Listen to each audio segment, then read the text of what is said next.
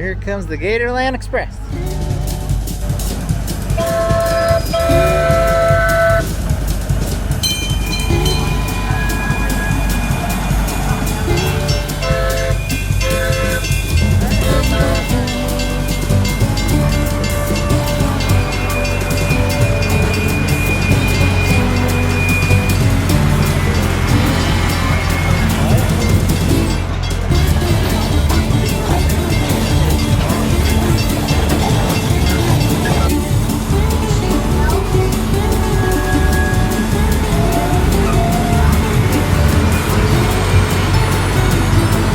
On the Gatorland Express.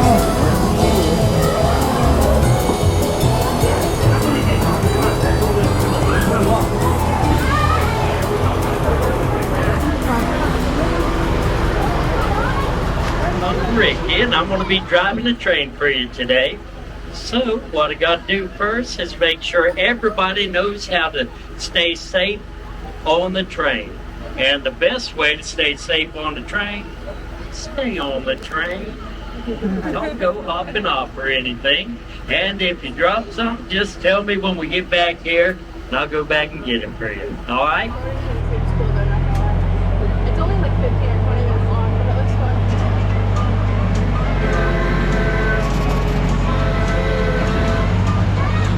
All right, everybody, we're going to start this trip with a little bit of a history lesson. Back in 1949, our founder, Owen Godwin, opened up this park and he named it the Florida Fish and Wildlife Institute. Now, that was a great name for a school, but not a good name for an amusement park, and that's what we were.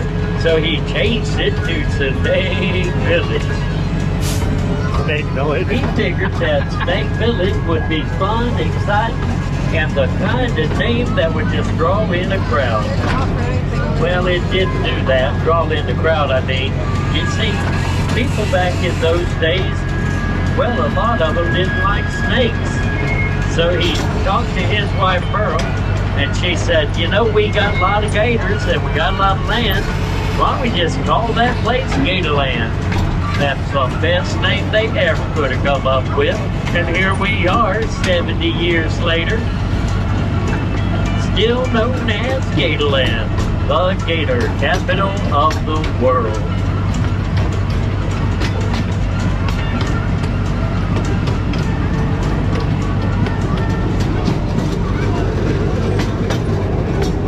Well, we're coming up on some of our saltwater crocodiles here. They'll be on the right-hand side, and the salties are the largest crocodilians on the whole planet. Look over there on the right-hand side, and that is Morton right there.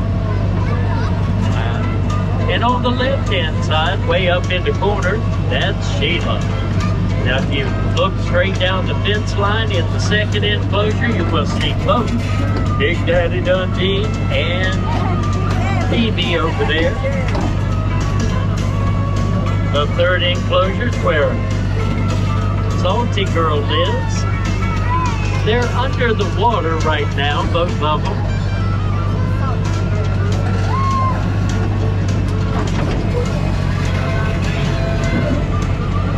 Over there on the right-hand side, that's where we keep some of our Nile crocodiles. We got 8 of them in there. Blondie, Salted, they're the parents, and 6 of their youngins.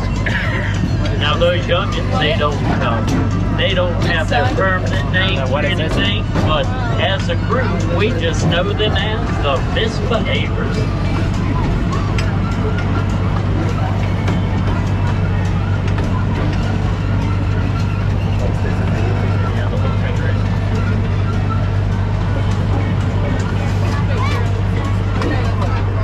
Sasquatch. Now in Piney Woods, our large mammal enclosure.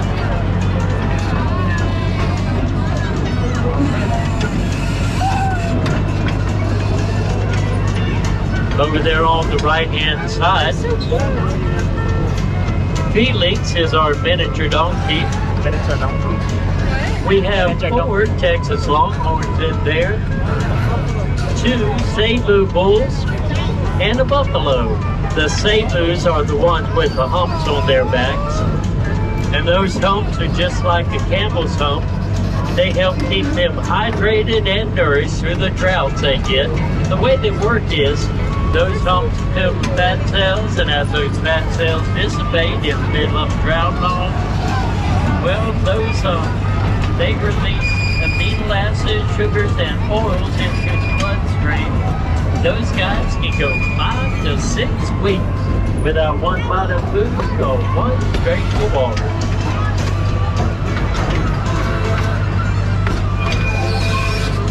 Over on the left-hand side, that's where we have some of our emus, and the emu is the second largest bird in the world. They stand over 6 feet tall. They can't fly, but they go and run. Those guys run over 30 miles an hour.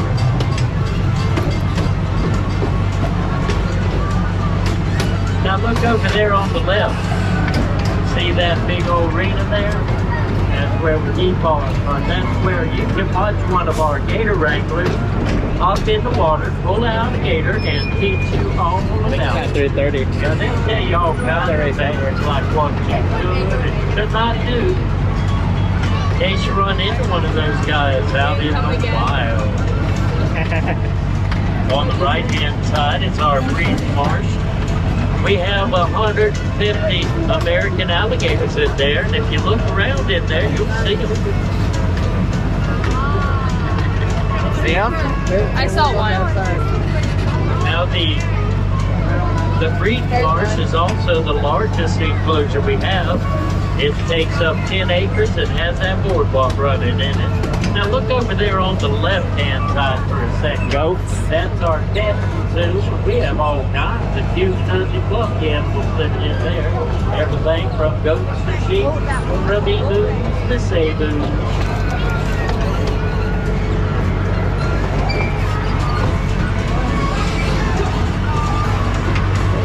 Back on the right-hand side, this is more of our breeding marsh. This is an open water area where the gators like to come and float around in that nice cool water and have that hot sun just beating on their backs. The ground beside us is an alligator nesting ground. That's where they come in the springtime so they can pick a little bit of real estate, build their nest, and lay their eggs.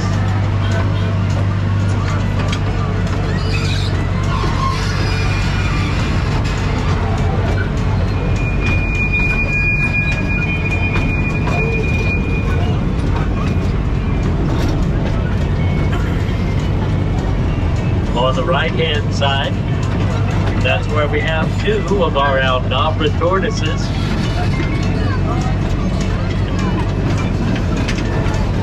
Gatorland has quite a few of the giant tortoises. We've got 1 Galapagos, the largest, 3 Aldabras, the second largest, and 2 Sulcatas, the third largest.